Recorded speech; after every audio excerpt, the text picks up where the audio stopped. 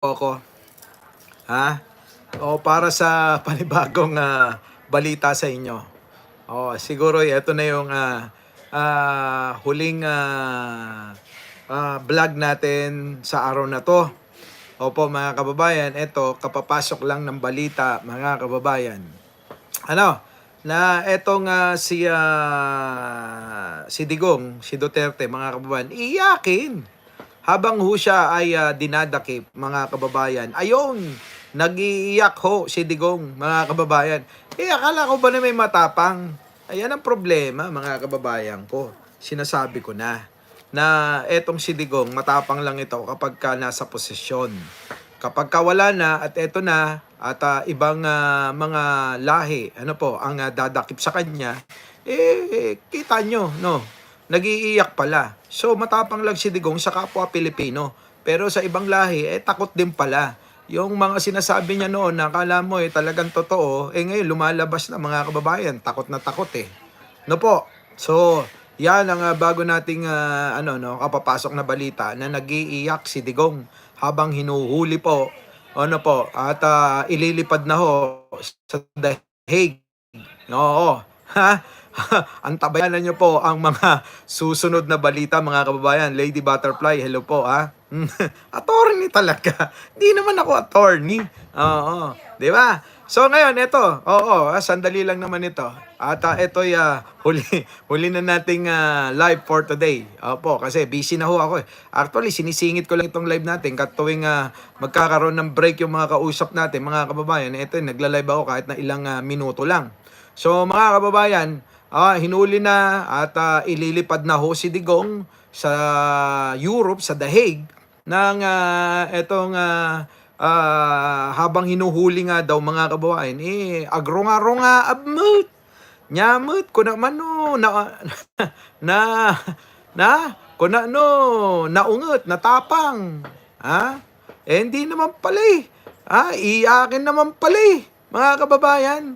Oo, iyakin si Digong. Oo Catherine Galpo, Berhinia, Natsuy, opo Shirley, Dawa, hello po. Oo, Mercy Villanueva, BMB Motera, at si Berhel Valencia, Leia Corpus. Shoutout po sa inyong lahat. Opo, mag-like po muna kayo. Maltilde, social si Digong sa Europe ang mag-birthday. Ayun nga lang mga kababayan. At hindi lang ho yan.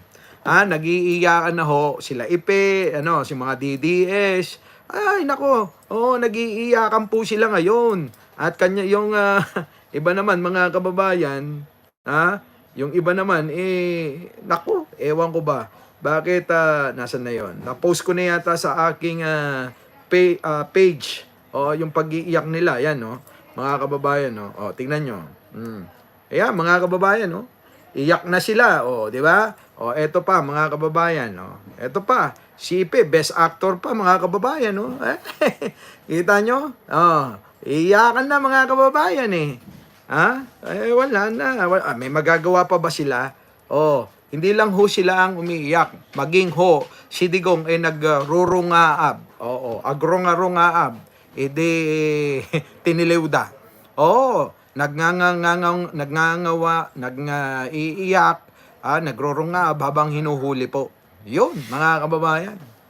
Yan po yung mainit na bagong pasok lang ho na balita sa atin. At ngayong araw, ngayong araw, Marso 11, tuluyan na hong dadalhin, ililipad sa The Hague, sa Europe, itong dating mapang-abuso, magnanakaw, at mamamatay tao na naging presidente ng Pilipinas.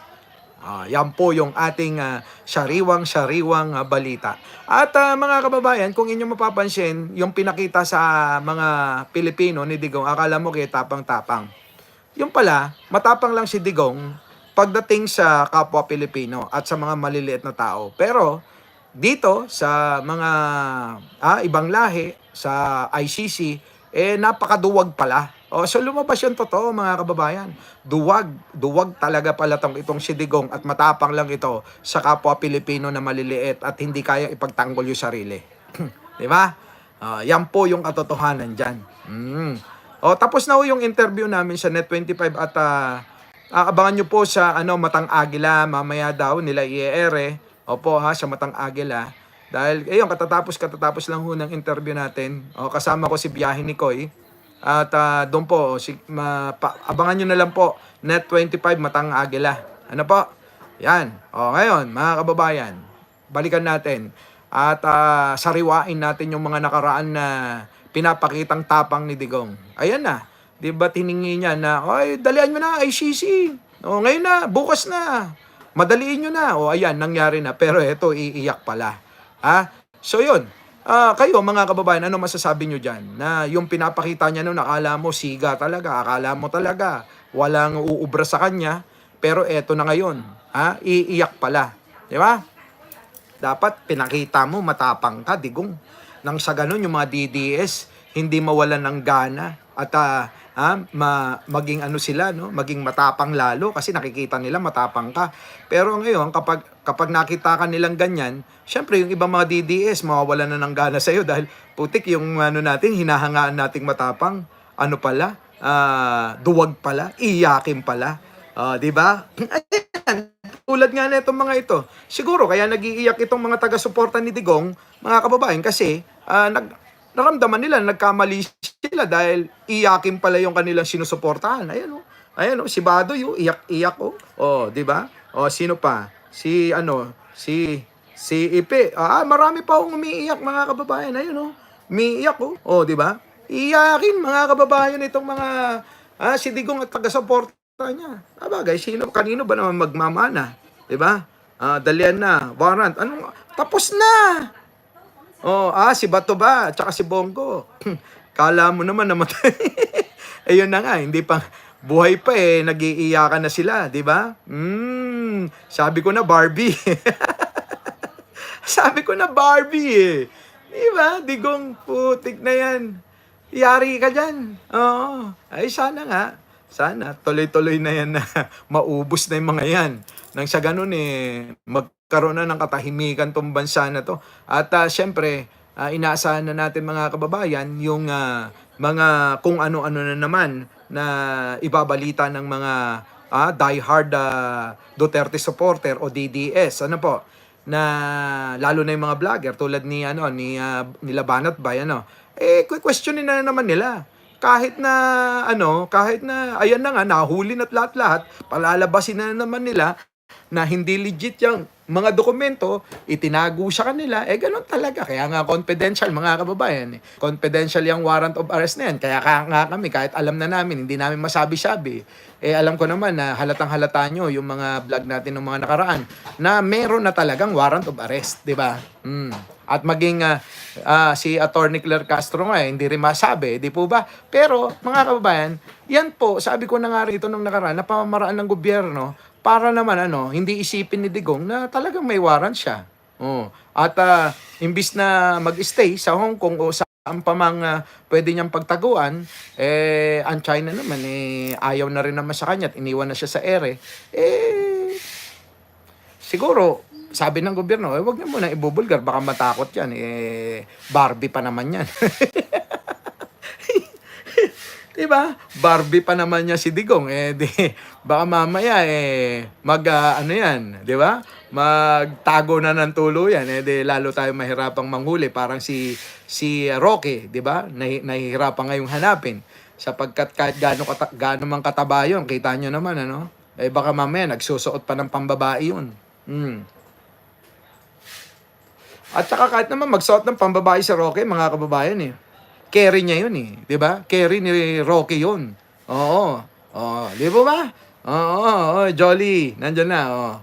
So mga kababayan, kayo mga kababayan, sa inyong pagkakakilala kay Digong, ganun ba siya? Iiyakin talaga? Di ba? Kasi kita nyo, hinuli siya, iiyak din pala katapang-tapang sa Quadcom, sa Senado, lagi niyang sinasabi, huliin niyo na ako, ngayon na. Ngayon, nandyan na. Yung hiling ni Digong, mga kababayan, na isa katuparan na. Minsan, masama rin yung mga kababayan, Yung hinihiling mo, natutupad talaga. Saan umiiyak? Umiiyak habang hinuhuli. Opo, lalabas ho yan, ha? Abangan nyo lang sa mga pahayagan. Oo, lalabas yung ano yan, yung pag-iyak ni Digong. Agrunga-runga, ba? Agmangit-mangit. Agmangit-mangit ni Digong. Oy, shoutout po sa inyo. Magta3,000 na tayo. Mag-like naman kayo. Mag-like naman kayo. Huling ano na natin to, ha? Huling vlog na natin to ngayong araw. Itatry ko na lang mamayang gabi sapagkat ako'y talaga sobrang busy ngayon. Sapagkat, syempre, sabi ko nga sa inyo, ang pagbablog natin, sinisingit lang natin sa pagtatrabaho natin. Lalo't lalo na kapag nasa ibang bansa ako na nagtatrabaho, talagang ang hirap isingit. Pero ngayon, no, ang luwag. Kasi, natutuwa ako sa mga nangyayari. Di ba? Nakakatuwa yung mga nangyayari. Oh, manlalaban ba si Digong? Kaso, hindi na hindi na magagawa ni Digong yan, mga kababayan. Hindi na. At ito pa, may chismis ako sa inyo. Ayon sa ating Pink Palaka, mga kababayan, yung kanyang pamilya, ito di umano ayon sa ating Pink Palaka, itong si Kitty at saka yung asawa ni Duterte, na nanay ni Kitty, di umano ay tinanggalan ng cellphone. Opo At siguro ibabalik yan kapag nakarating na ho sa The Hague si Duterte, no? Yan, no? Ewan ko kung anong kailangan pang gawin yun. Baka nga naman magkaroon pa ng pagtatawag o ano pa, kaya siguro tinanggalan o kinumpis ka muna at ibabalik din. Who's next in line? Bato. Si Bato ho ang isusunod talaga at maliwanag ho yan. Opo, maliwanag na ho, si Bato ang isusunod dyan. Opo, ayon sa ating Pink Palakayan. Oo, Gulo mo, Boss Mike, maliwanag na maliwanag, tas ayon sa Pink Palaka. Di sabihin na lang natin, itama ko lang. Ayon sa aking Pink Palaka, maliwanag na sinabi niya na isusunod na si Bato. Yan. Grabe. Ano masasabi nyo sa ganong naging reaksyon ni dating mamamatay tao, magnanakaw at mapang-abusong naging presidente ng Pilipinas, walang iba kundi si Digong. Anong masasabi nyo? Nakakabigla ba?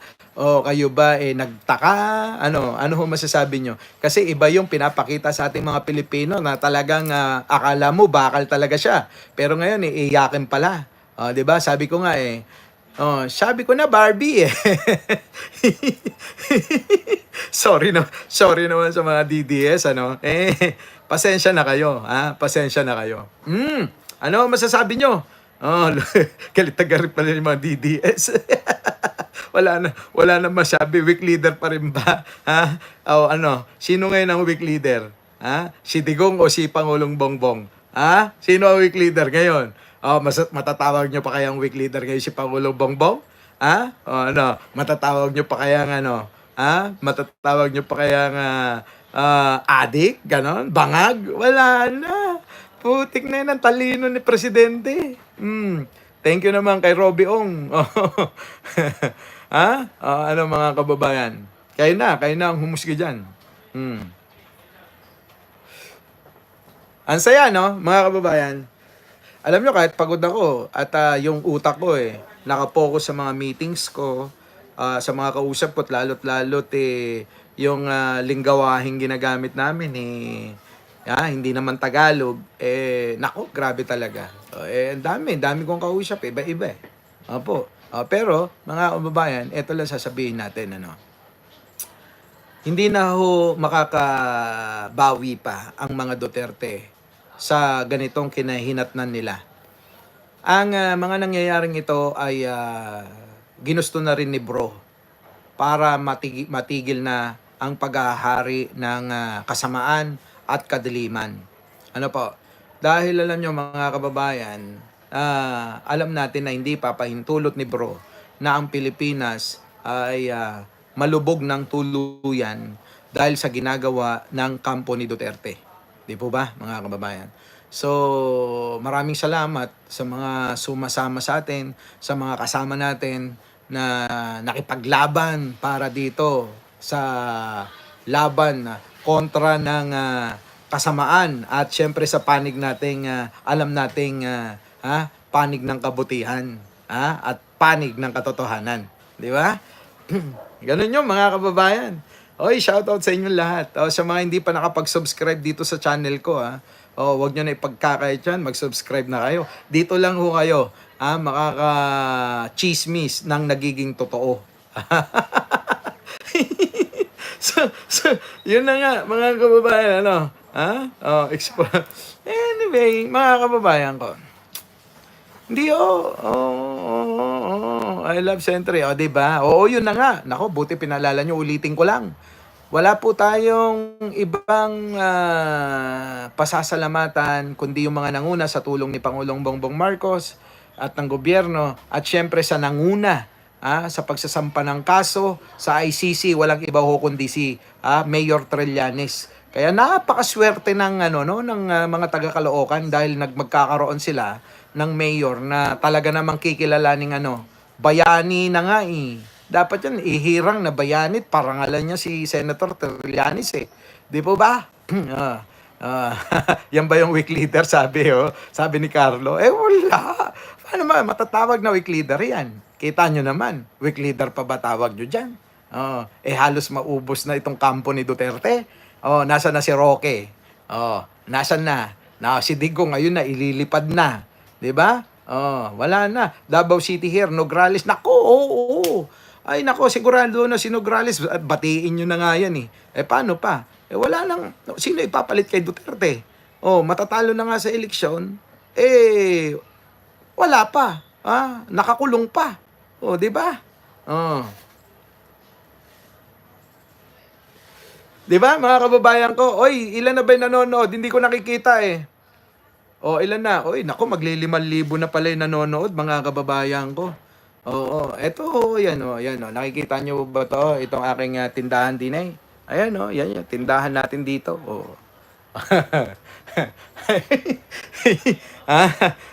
Okay ba? Akala nyo siguro basta-basta lang tayong vlogger, Hindi ako basta-basta vlogger lang. Gusto ko na tumigil dito para medyo magkaroon naman ng laban sila. Tsaka na lang tayo bumalik kapag medyo naagrabyado na ulit tayo, sa mga hindi pa nagla-like dyan, mag-like na kayo.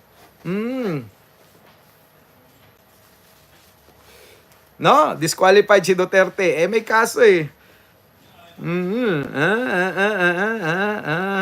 Umiiyak si Piara. Di ba? Ayan, sabi rito. Nakikita mo, really na ano ka ba? Nakikita.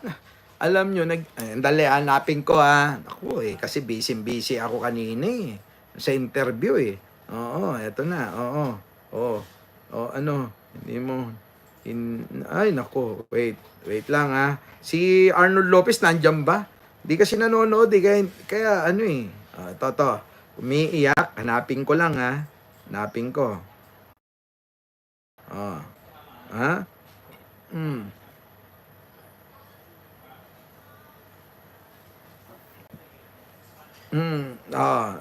Nasaan na yung video?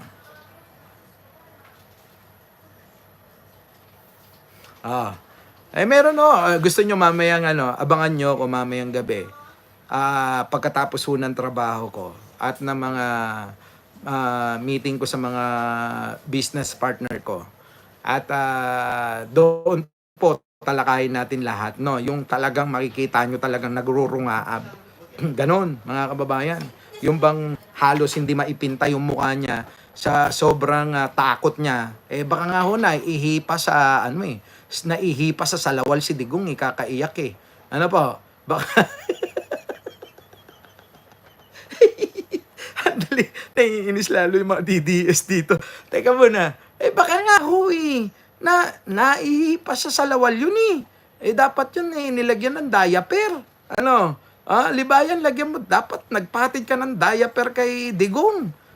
Libayan, pahatiran mo nga si Digong ng ng diaper. Mukhang naihi sa takot eh. Ha? Oh, mukhang naihi sa takot si Digong. Ay, naku. Oo, dali. Eto na, kinukuha ko yung video ha. Nandali, ito pa. Alak ko, ito na. Wait lang. Ito na, wait. Ay, nako. Oo, meron na ako niyan eh. Meron na ako niyan. Yung umiiyak. Yung umiiyak. Si Digong. Meron ka na. Akin na. Puta. Kababayan. Ikaw ang susunod na iiyak, sabi rito. Puta. Ba't naman ako iiyak?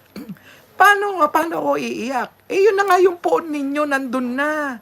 Wala na. Tinangay na. Tinangay na ng ICC. At, naihi pa nga raw kakaiyak eh. Oo, naihi. Sa sobrang takot, naihi si Digong. Iyak ng iyak. Anak ng pating naman yan, mga DDS talaga hanggang ngayon pa ba naman magtatanga-tangahan kayo at magbobohan pa rin kayo. Hanggang saan ba yung kamangmangan ninyo? Oo, di ba? Siya siya ba? Oo. Umiiyak nga. Oo. Oo. Inaantay ko.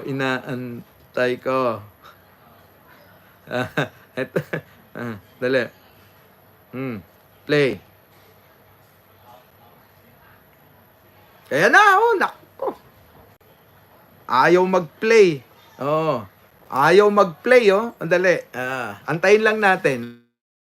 Cellphone kong isa mahina eh. Umiiyak ko. Agrunga-runga. Sa sobrang takot ni Digong. Malamang yun, naihi na, mga kababayan. Oo. Sa sobrang takot ni Digong, naihi. Ayaw mag-play, mga kababayan, sayang. Oo. Antayin natin, antayin natin na mag-play. Pero, bago ang lahat, magli-5,000 na tayo rito. Baka naman pwede mag-like at share at subscribe kayo sa mga hindi pa nakaka-subscribe. Ito. Ayaw mag-play. So, yon mga kababayan. Ano po masasabi nyo dyan? Sa pagiging iyakin at sabi ko na nga ba, Barbie ni Digong? Paki-comment naman. Kaya naman pala tropa niya sino? Tropa niya si Roque kasi so, hanggang doon na lang po. Hanggang dito na lang mga kababayan. At kita-kita tayo next live mamayang gabi. Natin tatalakayin lahat yung mga tinalakay natin mula kaninang umaga. Opo, abangan nyo po yan. At abangan nyo rin po sa Matang Agila yung interview natin sa Net25. Opo, ha? Okay. Sa mga hindi pa nakapag-subscribe, subscribe na. Bye-bye po. Our beloved Boss Mike